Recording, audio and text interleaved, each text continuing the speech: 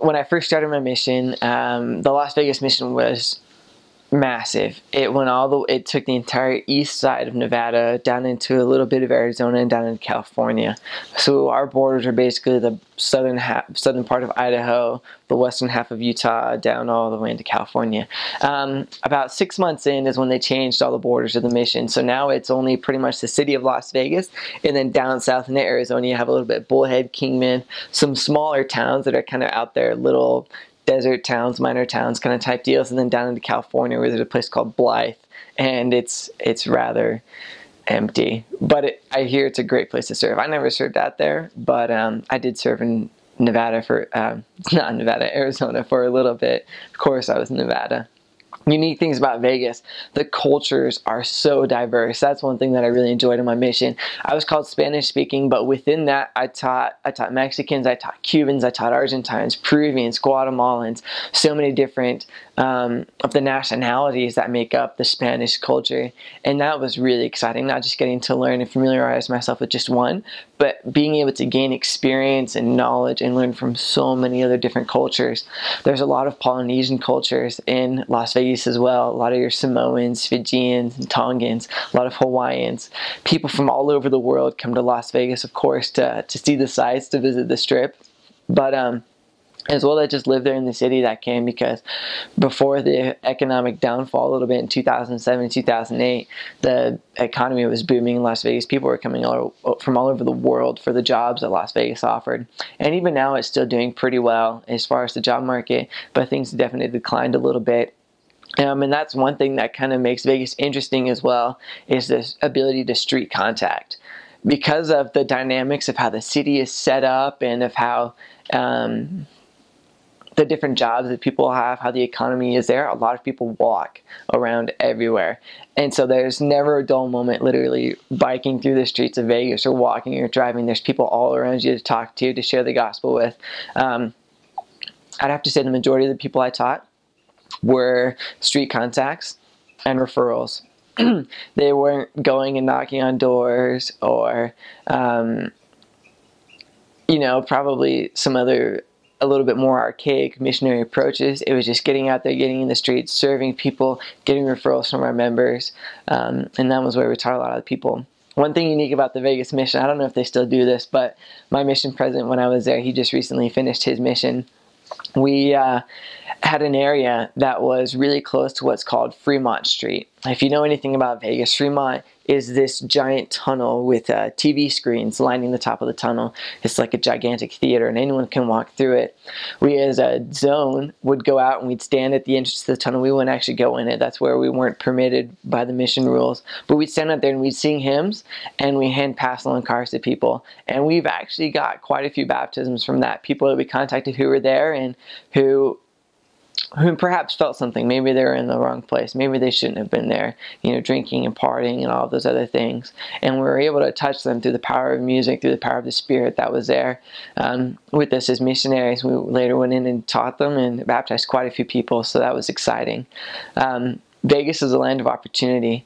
Our mission president always taught us that the fight between good and evil has never been more apparent than it is in Las Vegas. The church is very strong, surprisingly, in Sin City.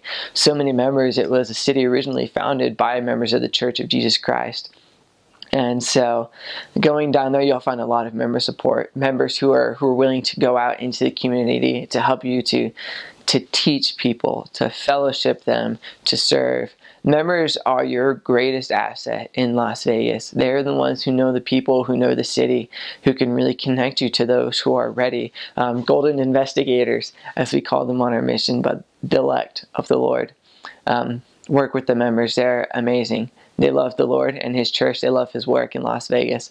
And as we worked with them, that's when we saw our greatest success. And not only that, but we helped them as well, personally, to be able to come closer to Christ. And that's our job as missionaries, is to invite others to come into Christ.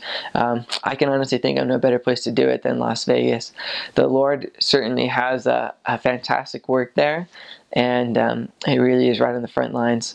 I know it's serving in the States, but you'll hear, and if you, for your friends that go out maybe, or others that you know who serve, foreign countries, it's very hard to return. But I've been back to my mission many times, and that's given me the unique opportunity of connecting with less active members I taught, of going to temple ceilings of families that were baptized, and being able to continue to fellowship the people that I taught and the members that I knew there.